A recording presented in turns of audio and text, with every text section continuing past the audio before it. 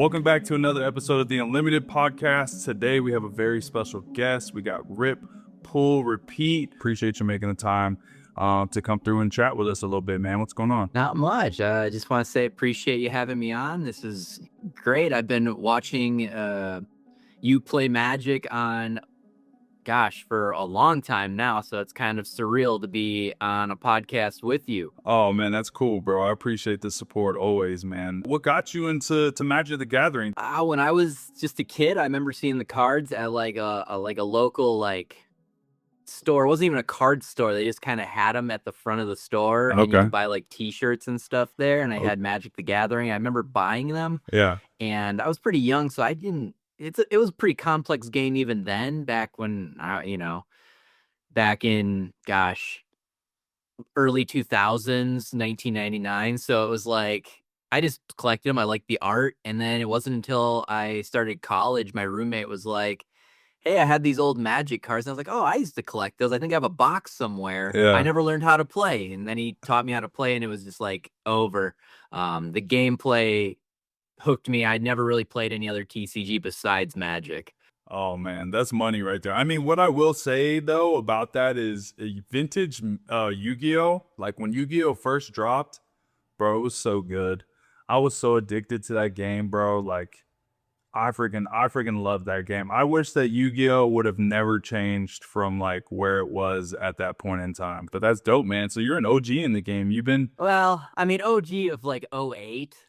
That's a long time, dude. We're in 2026. You know what I mean? It doesn't seem that long, because with the nature of my content, I get a lot of people that are like, I've been playing since, beta. So it's like I'm pretty new in that aspect. Yeah. But when I started Magic, that's all I consumed. Content, the rules, gameplay. I was like hook, line, and sinker. And so it just kind of became an obsession. I don't actually pull any packs on my channel. I do. I only teach people. I teach people how to play rules and interaction. What? Oh my God. Okay, this is perfect. Okay, this is a perfect transition. Yeah, this is crazy. I actually, the funny thing is I hate ripping packs. I rarely. I've always bought singles. I've always played really competitive Magic. So I just buy. Okay. You don't enjoy ripping packs, bro?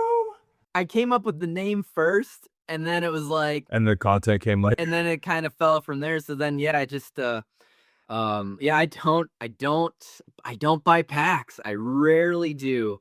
Okay, well, dude, you're on the opposite spectrum. I mean, listen, I do buy a ton of singles. I'm a very competitive player as well. I've been telling people I'm building this what I call a CEDH cube. And I've been following. Yeah, you saw. Okay, I'm gonna start posting like each deck list and stuff like that, and start showing people a little bit more detail into it. But I'm definitely like a singles guy as well. But like when new sets come out, bro, like so I think for me particularly, opening up like vintage packs is really, really fun for me. Because it's just like the nostalgia. Like Onslaught's my favorite set ever. It's kind of like how I started, and I love the art, and I love the foiling on those cards. So I love opening up Onslaught. But my favorite thing to open up, dude, is collector packs. Like I just think, I forget who was I talking to on the last podcast? NTG Recon. I was talking to NTG Recon, and I was like, what's your hot take, right? And he said that he said that collector packs is the best thing that has ever happened to Magic the Gathering. And that's a hot take. It is a hot take. It is a hot take. And I couldn't agree more, because what it did was bring in the collector side of things, and it serviced the collectors for the first time to me in a very long time. Like it was almost like anti-collector Magic the Gathering. You know what I'm saying? Like for me personally, I'm on the opposite spectrum. I don't collect. I don't really own a lot of Magic cards. Okay. I play. I love the game set. I love the rules. I love the gameplay of Magic. Okay. That's what, that's just everything I'm into. Wow. Okay. So when people ask me like, what's your most expensive card? I think I got gifted the whiteout card that's just plain white. Uh-huh. Like That's stuff like it. that, the things I've been gifted. But like, I don't mind collector boosters. I kind of wish, and you will know more about this than I do. But as far as Pokemon, I like the way that Pokemon does it, where everything's in the same pack. So I could get a base competitive deck for Right. very cheap, but it Mm. also services the collectors by giving them the chase card. So Yeah. so many packs are being opened Yeah. so that I could just play the game, but other people can collect for the game. So that's where I have the disconnect with the way that Magic's doing it by really making the collector booster boxes the sought after item and making like the play boosters not very good. Well, okay, so but like here's the thing is like if you want to play the game like you say you want to play the Mhm. game, right? Then you rib play boosters and you'll get cards to play the game. And I think Yeah. that's kind of like the, you know what I mean, what it's meant for, you know? So like if you don't care about the collectability side Yeah. and you just need the certain cards that are coming out in the newest set, then you'll get that in play boosters, you know what I'm saying? Like you'll get that. Now I do, is it the perfect system? No, but I No. for me, what collector boosters and like universes beyond have done for the growth of Magic the Gathering is why I think it's so vital to like the game's health and stuff. Obviously, gameplay is at its core is what brings Mhm. it's not always what brings people into the game, it's what gets you locked into the game. Like I feel like once you played Magic and you've gotten into it, like you can never escape. Yeah, Even the it's a people that different get level. away, you It's a know? different level of gameplay as far as the TCGs, and that's why I've been able to base my entire online career by just teaching people the rules and interactions of the game because it's so complex. It is. I do love that aspect of the game too. Like, dude, judges, man, they have the toughest job, bro. Are you a judge? No, No? Yeah, wait, no, dude, how do you what?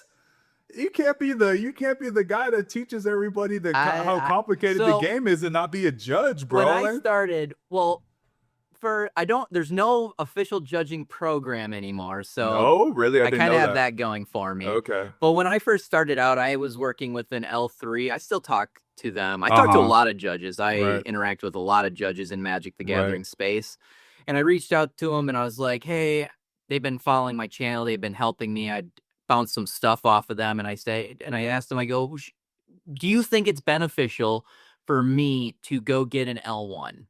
And they said, "No. With what you're doing and how, like, the vibe that I give as a player first, I kind of go that route when I teach people. It's Right. like, this is how me as a player wants to learn it." And when I talk to judges, they have mm, I mean, I follow, Judging for the Win. I don't know if Uh-huh. you've watched, I but have he it. I'll is, have to like, check him next out. level Yeah. with the rules. Okay. Okay. I'll have to check him out. I'll have to give that a shot, Oh, man. yeah, he's fantastic, and he's an official judge. I see him at all the major, cons doing the big events, judging, and some of the best content as far as rule Okay. content. I'll have to check him out. So what's the last tournament you played in? Oh gosh, it's been a long time. So the last tournament, I did a Mythic qualifier back, in 2019 before COVID hit. Oh, okay, okay. And then after that, everything shut down, so I just stopped, and that was last time. But I used to travel to Seattle, all over the place, and I would go play competitive, Magic the Gathering. Love it. So when now do you just kind of play amongst your play group or are you still competitive or like what is it like what's your Um, gameplay look like nowadays? Nowadays, I don't play much. I play pre-modern. I Dude, enjoy you know that. what? I want to talk about pre-modern. I want to talk about pre-modern because I will say what I have noticed and just talking to people in general. I'm always talking, we've got the podcast now, which is amazing. It Yep. lets me get connected to like what people are doing and what's like kind of really new and hot, like from people who have influence and stuff. So it's been a major blessing. But what I keep the only format that I hear about besides Commander is pre-modern. Yep. Now, I've got a buddy, this guy named Albino Collections. Shout out to Albino Collections. He's the biggest seller of albino red ear slide, albino turtles and just everything. Like he breeds like all he's got him and his dad had this massive farm in Florida. So I hit him up because I collect turtles. I got a turtle pawn in the back. And I got him back into the game of Magic. Like I got him hooked. Like he was like, "Oh, you play Magic? Like it's amazing. I used to play, blah blah blah." And I got back into it. I got him back into it, and he's been dialed. Like he's been playing pre-modern for probably like last 5-7 years. I think ago. I think I met him like a while back.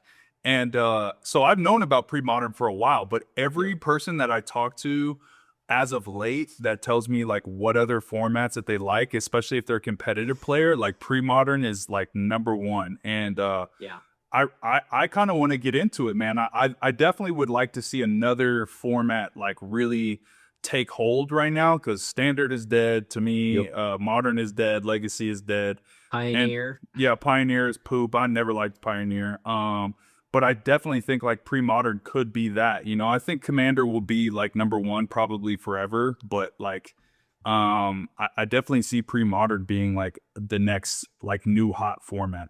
Something about modern MTG rules on old card, like just playing old cards, is like phenomenal. The fact that you can play Mox Diamonds, Lion's Eye Diamonds, Dark Ritz legal, Dreadnought is just such a fun format, and you can have really expensive competitive decks and really cheap competitive decks. Dead Guy Ale is like 60 to 70 bucks, very competitive, very good, but then you can play something like Standstill, which is like crazy. It's such a fun format. Yeah.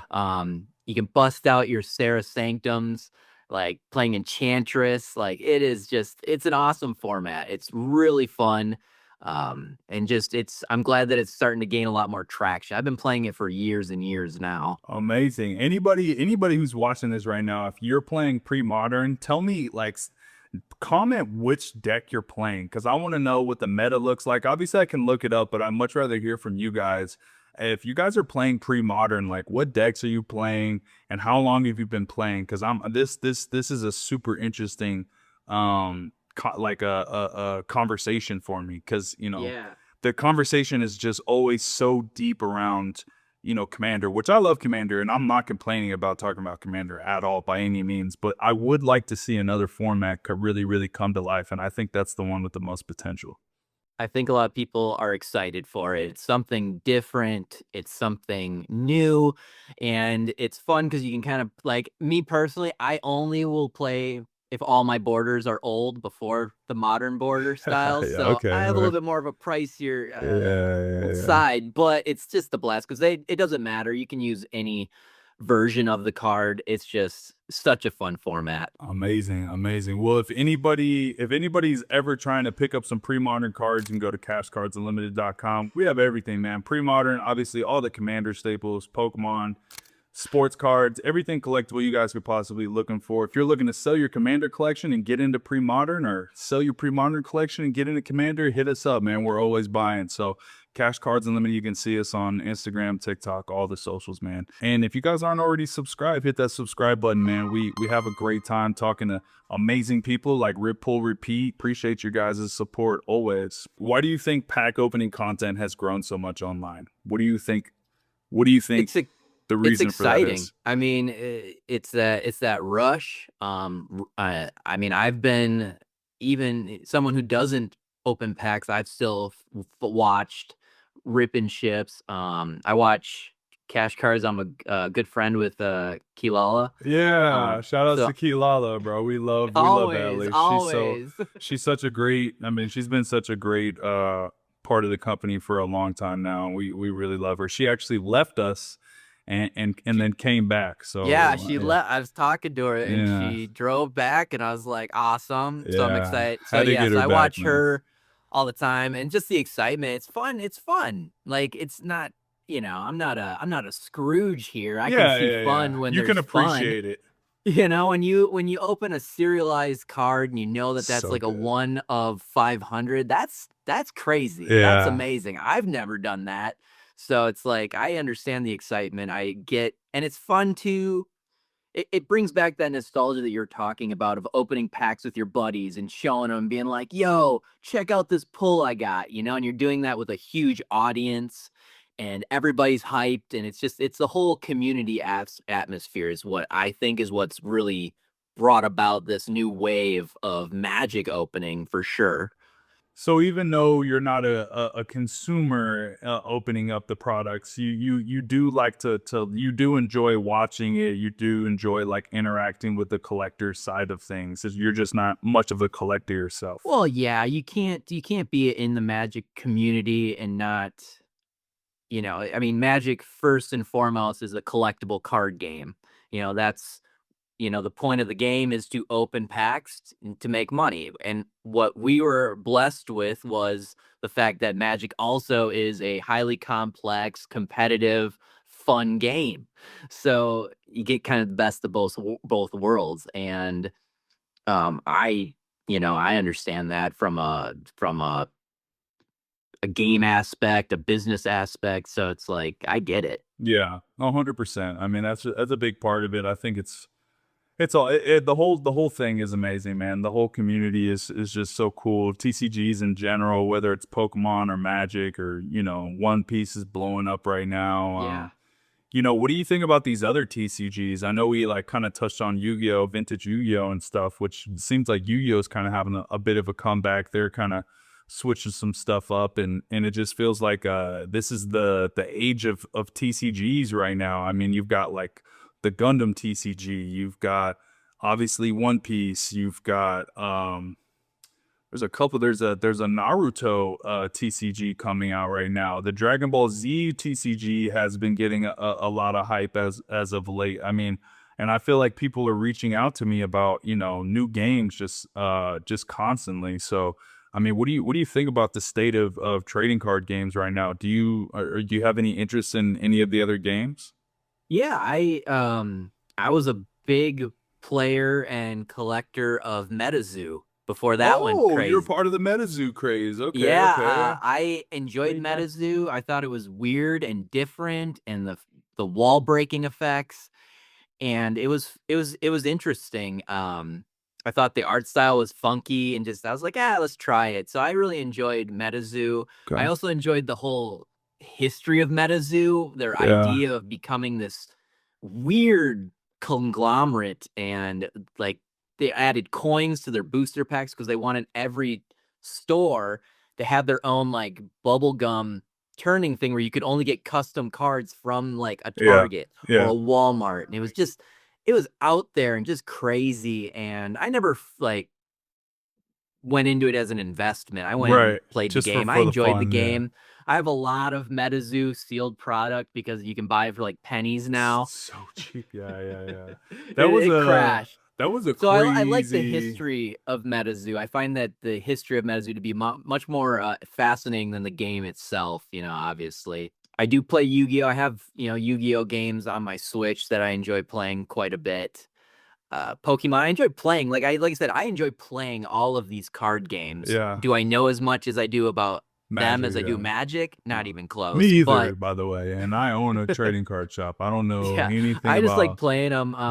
Yeah. I play a lot of game. I just enjoy You're just a games. gamer. You're just a I hardcore am. gamer for I sure. do enjoy that. Besides card games, I don't open packs, but I have an extensive retro video game collection Oh, that like that's cool. That's sick. yeah, That's like sick. my whole wall over here is just games from the Atari all the way to Oh, really? yeah, I boxed Dude, Super Nintendo games, I've boxed been Genesis. I've been this fucking close, bro, to starting to scratching that itch, and I am It's scared to death because like You're coming in at the worst possible time you because see it all is a these boom. oh, it's booming right now. Oh Yeah, yeah, well, everything's gonna be premium I priced. haven't even looked at it right now, but all I'm saying is like when I start collecting something, like I love like these toys and stuff. Like I just picked up this Gengar at Frank and Sons, and like that little Squirtle down there, if you see him, and like like pops like I've got like so much of it, and I am a fiend for it. I need one of one of my like favorite characters, whether it's like my favorite bad guy or like dude, I've got the master like, oh God, what's his name from Hunter x Hunter? the old man that battles the ants, that battles the Ant King. I forget his name, but he's just like one of my favorite. He's such a dope character. I've got like Exodia up here, Karibo. You know, I just Hell yeah. so I go deep when I do, like, you know, when I collect, I go deep. So I'm scared to death. Like, I love the vintage games, and I just love how they look on the wall too. They Like, look awesome. I actually do have a vintage game that's pretty sick. That it's one game that like really got me into RPGs. It's called Legend of Dragoons. Have you ever heard of it? I own it. I You love do? it. It's One of the best. dude. One of the best games ever, bro. Like, I want The like story. It's so good, and like the concept of like warriors that can turn into like dragon powered the warriors. limit breaks where you turn into that dragoon. Sick. It is like The Dragoon, next level. so good, man. Like, Yeah. they gotta run that game Old back, school bro. 4-disc PS1 game. Yo, Oh, for sure. I yeah. own that. Yeah. Oh man, that's sick. So That- when my recommendation is when you start, just write down like the games you grew up with. Yeah. Collect those first. Yeah. Because that is like that's the pinnacle. Yeah, it's the is collecting feeling. these games you grew up with. Right. And then it kind of just grows from there. But collecting those first games that you're like, I played this as a kid, Yeah. I can't explain anything better. Yeah. You know those Game Boys that they put like new screens on and new speakers, and I bought one of those and bought Pokemon Gold.